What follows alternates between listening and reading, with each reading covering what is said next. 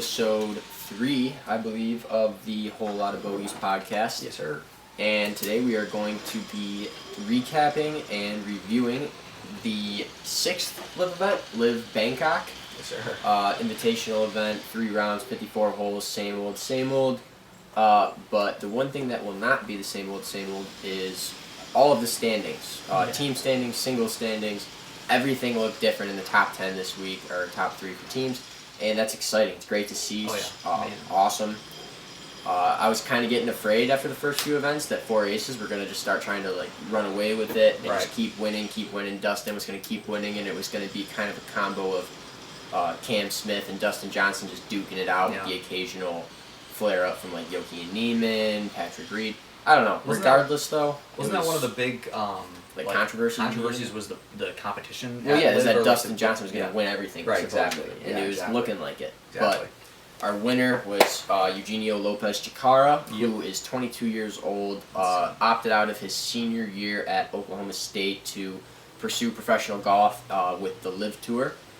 Pretty cool to see, honestly, considering, now he is a very rich 22-year-old, netting $4 million from this win, which is awesome. Oh, yeah. That's insane. In perspective, just to reference what else was happening in the golf world this weekend with the Shriners Open and Tom Kim taking home his second win. Tom Kim, I believe, made $1.7 million, roughly. Don't quote me exactly yet, but somewhere in that nature. And Chikara made $4 million and played almost 20 less holes. Yeah, it's crazy. crazy. 18 less, and it's just crazy. It's nuts. But didn't he? Did he leave college early? Did I see that? Yeah. He opted out of his senior year at Oklahoma State to go. That's amazing. Play and LIV, and clearly was a good decision because it paid out, man. if you think too, one of the big things with LIV that's controversial is the route that some of these guys take to get to pro golf. Mm-hmm. It's so untraditional in the sense of you used to have to do even longer than what Tom Kim did. Tom Kim even got a fast track, but you used to have to go compete in the NCAA, prove that you're better than those guys and that you can compete with those guys. So then you go and you move on to your mini tours, your Korn Ferry tours, Monday qualifiers, all that stuff. Prove week after week for years that you're better than all these guys trying to do the same thing, and then eventually you get your shot on the tour. Yeah. It takes years, though. There's guys who go 10 years and don't make it onto the tour after playing mini tours and Korn Ferry and whatnot. They could even be Korn Ferry guys for life. It's different. But Eugenio Chikara got to come right out of his junior year, get right into pro golf, and start playing with the big dogs. And he held his own and dominated, really. Patrick Reed was the closest to him at -16, taking second place. Cool to see for him. Yeah. Paul Casey, Richard Bland, and Si-Wan Kim all tied at -15, and it's just crazy that the third place, 3 guys tying for it, they net the same amount as Tom Kim, who won the Shriners. It's crazy. And played many more holes, and exactly. And one thing I'd like to say, not to cut you off. No, you're good. The LIV Trophy. That because I'm thinking about this guy and I'm thinking about the Instagram picture. It is so cool. It is so cool. And it's takes up the whole guy's body. I just want to touch on that. We'll probably throw a picture right here of really Eugenio holding it up. It's really cool. Really cool. Yeah, it was awesome. It's just crazy too because usually the top 5 is not looking anything like what we listed off today. But it's just cool. It's good to see a switch up, and I like the competition. And then love to see different guys up there for sure. Just a little bit of notable players that are worth mentioning after their performance. Just to start with the winner, Eugenio Lopez-Chikara. Oh yeah. It's just awesome. 22 years old, getting his first LIV win, getting congratulated by the fellow Spaniard John Rahm, who also had just won in Spain at the Estonia Open. So good week for Spanish golfers, and cool to see John Rahm really reaching out to a young Spanish LIV golfer, because with all the heat and animosity between the two tours right now, it's cool to see him extend a hand and say it's cool. What you did is still commendable, and it's really cool to see. Right. Yeah, you wouldn't want to see whatever. Let the big wigs duke it out like that, but the players, I'm glad to see that they still have respect for each other and whatnot. I'm sure there's beefs and whatnot, but I'm glad to see John Rahm at least. It's great to see. And just throughout the weekend at Stonehill, I think it's important to mention that Eugenio really showed that his mental aspect of the game isn't 22 years old. Mm-hmm. It's up there with the best of them. He could make a bad putt, hit a shot that wasn't the best, and he was still putting forth a good effort into everything after that and never hanging his head, which is awesome. Absolutely. Patrick Reed placed third at LIV Portland this year, which was the second LIV event after LIV London, which was the inaugural. He's getting closer and closer to that LIV win. You might see him break top 5 again in Jeddah. Yeah. No guarantees because just in the sense of the space between his third place finish and his second place finish, but he's getting closer. It's getting closer and closer and closer. Yeah. Getting used to the new format, maybe. Yeah. You know, music playing in the background. I don't know. There's a lot of stuff that's different. Yeah, 6th place finishes that were notable. Harold Varner III, real cool dude. This is his third LIV event. First time breaking the top 10, bringing home a big payday. It's pretty cool. James Pyatt, a very notable round. He was bogey free through 54 holes. That's insane. 54 holes without a single bogey. Nuts. Going to be expecting a lot more out of him now, especially after that bogey-free round, because it's one thing to tie for 6, but to do it without a bogey, he was just birdies away from winning. I was going to say, yeah. A couple good holes away from winning. I didn't see a scorecard, but he must have just been no squares. I was going to say bunch of circles and nothing else. Yeah, that's crazy. Cool. That's crazy. He obviously finished out minus 14 along with Harold Varner, bringing home just under $750,000, which are awesome. Yeah, it's awesome. He's also another one of those young guys. Brooks Koepka, another one of the good players to mention. He's struggled so far. He's played in every single LIV event, and this is his first time being in the top 10. Wow. And that's like a former top world ranked golfer, PGA stud. Yeah. Big fan of Brooks Koepka. I got Brooks Nose t-shirt. Yeah, that's pretty sweet. Sweet dude. He's cool. Yeah. I don't know. I'm hoping to see more out of him, yeah. Along with his brother Chase. I mean, Chase is kind of, with all due respect, probably a mid-pack golfer in these events, but with LIV being as fresh as it is, I think that we could definitely see him break the top 10 in Jeddah. You're going to be expecting a lot out of Brooks, though, in Jeddah. Being as he's one of the golfers that we followed for a couple of years now. So right. I was going to say, how do you think these guys are affected by the different tournament style and the different things that are going on with LIV? Like you said, Brooks Koepka was a top world golfer. Now he's kind of not playing as well in LIV. I don't know. Do you have any theories as far as that goes? You'd think that it'd be easier. Right. No cuts, 3 rounds. Yeah. Maybe more pressure. Maybe I don't know. There's just a lot of. And you'd think it'd be less pressure because he's already got so much money. He doesn't even have to win. But I mean the talks. Brooks Koepka. That he has to perform now that he's at LIV. Otherwise. I don't know. I was just trying to think I would say his lack of performance might even be more in the sense of he just got married less than 3 months ago. Yeah. Been doing a lot of other stuff in his life, and he's probably just riding out that fat check he signed to go play. And if he just shows up and finishes top 30 every week, he's bringing home $200,000 anyway, $600,000. Either way. But no, the format definitely plays a factor too. Yeah.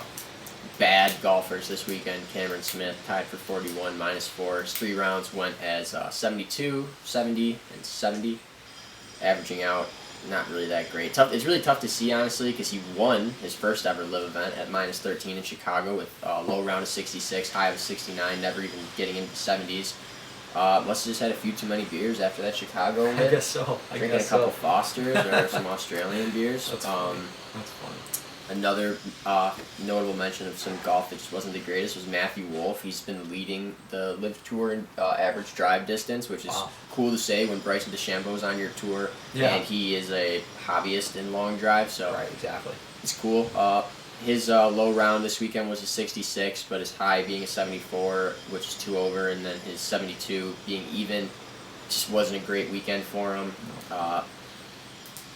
I don't know. He's finished 16th in Chicago, 13th in Boston. He tied for 2nd in Bedminster, which was obviously his best finish, and tied for 8th in Portland. He also has the first hole-in-one ever in LIV, so he's definitely not a bad golfer. He's all right, but I just want to see some more top 10 finishes out of Matt Wolff and definitely the Wolfpack thing. I forgot it yet. Yeah, I was gonna say that's cool. You were explaining that to me a couple weeks ago, the whole Wolfpack thing. They were howling for him on the tee box when he got that hole-in-one. It's super cool. Notable shots, I mean, the biggest one that I would mention, just because you don't really see this every day, obviously we had a couple chip-ins, some good putts, some really bomb drives, but Pachara Kungwat Mai on hole 17, par 5, dunked it for birdie, and it was just straight in, Kobe. Doesn't get better than that. Yeah, it was awesome. Yeah, it was sweet. I was actually watching that live it probably happened around midnight Eastern time for us, and I accidentally woke my girlfriend up because I freaked out because I was just like, oh, it's so crazy. You don't see it every day. It's pretty cool. Yeah, it was awesome. All right, and then just kind of to give you guys a recap of each round real quick. To be short and concise, make sure you can go into the office and talk about what happened. Yes, sir.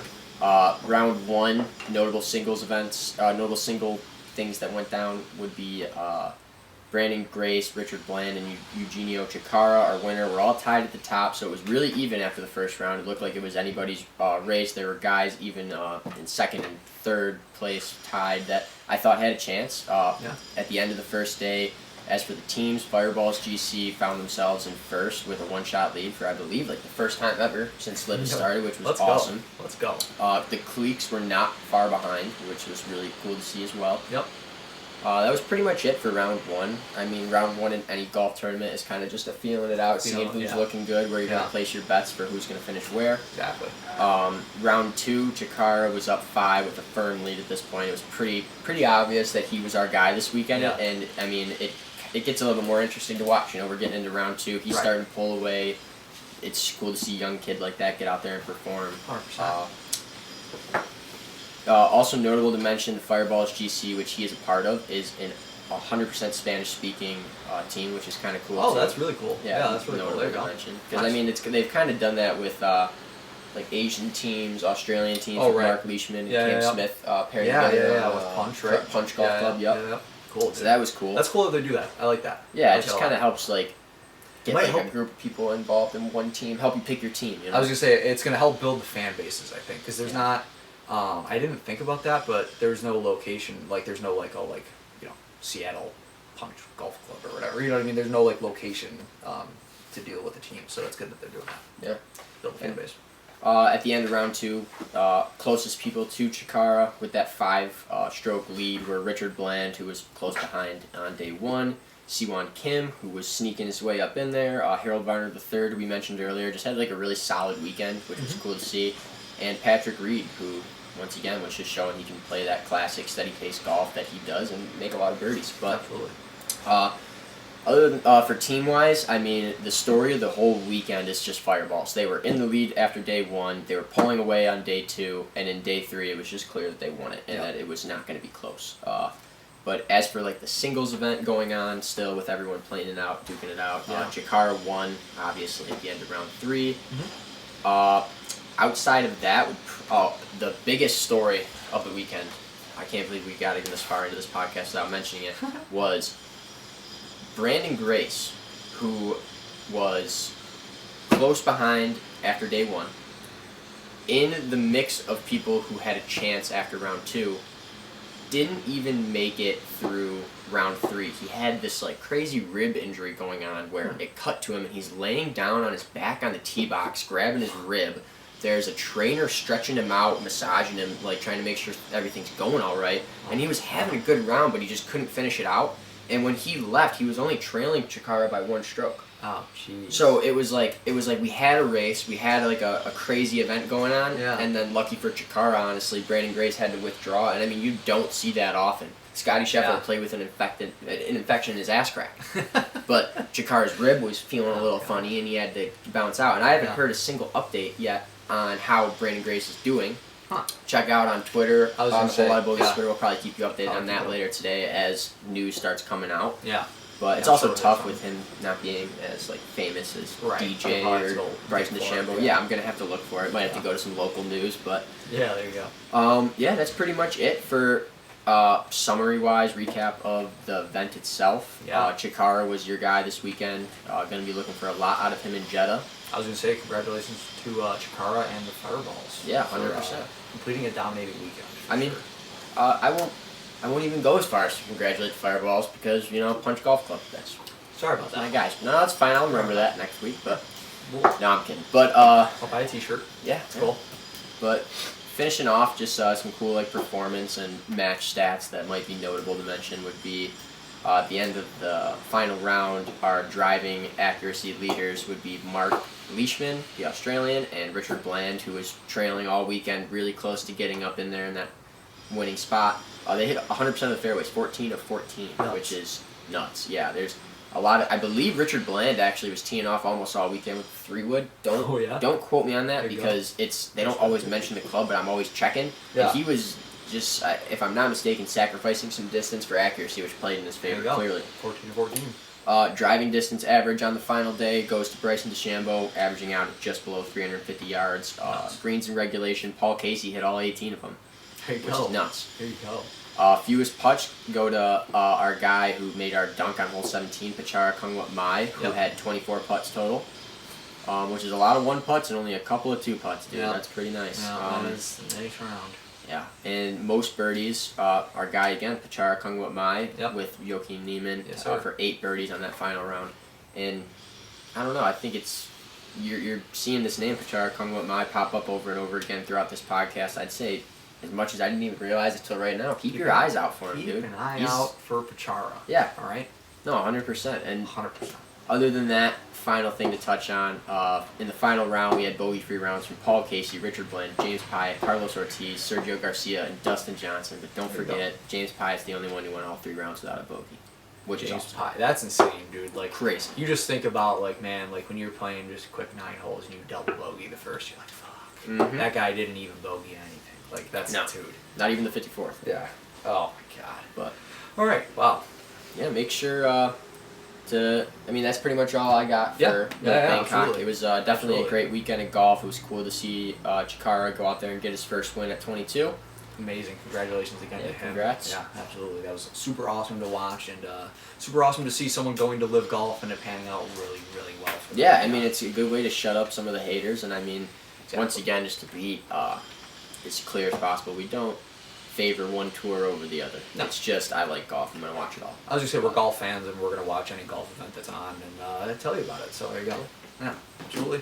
Yeah, that's all I got. So Yeah, that's it. I would say just if you're looking for some more golf content before our next video comes out, make Sure. sure to check out the Hole Lotta Bogeys Instagram, Twitter. the Twitter, and go back and watch the President's Cup review. oh yeah, I was gonna say we had a Pretty good review, videos. we had a preview to it too. Yep. So that was good. And then yeah, we'll have this out very shortly. So this will be good. Yeah, and other than that, look forward to the Jeddah recap coming out probably sometime in the 20s of October, like October 20th to the 25th. Yeah, for sure. As it's happening this weekend, the 14th. Yes, sir. Sounds And good. just how about we finish off with predictions for the winner of LIV Jeddah, Live Jeddah. our last event before the grand finale in Miami. So do you think it's gonna be? Do you think it's gonna be one of the big dogs, or do you think it's gonna be someone else? I think it's gonna be Cam Smith. Cam Smith. I think see that name if your popped in name's- my head right away. Yeah, if your so name's Cam Smith and you go out and shoot a -4 on the weekend and tie for I was gonna say, 41st, I you're think- pissed. I think the Whole Lotta Bogeys pick should just be Cam Smith. Yeah. Because he should, like you said, this past weekend shoots -4. That's not Cam Smith golf. That's not how he. How about an underdog pick? Overdog Cam Smith, underdog Eugenio defend. Goes back to back. There you go. Okay, back to back. Because he Back looked to back. good. It wasn't. Oh no, yeah, he was. I think he won by 3 or 4 shots. 3 And shots. So Pachara Kungwat Mai top 5. I'd love that. Top 10. Top 10. Sorry. Top 10. there's one other guy I think I was gonna mention. I don't know. I thought. Patrick Reed. He's Yes, placed that top was 5 Patrick. twice. Yeah. Yep. That's what he Top I- 3 twice. I think he could win. He could win. Yeah, he's got a great chance. Brooks does too. That Liv's awesome. There's a lot of guys out there who Yeah, can win. there are a lot of guys. Stay for sure. tuned and look for the Live Golf Jeddah episode coming out in a few weeks. Sounds good. Really appreciate you tuning in. See you next time.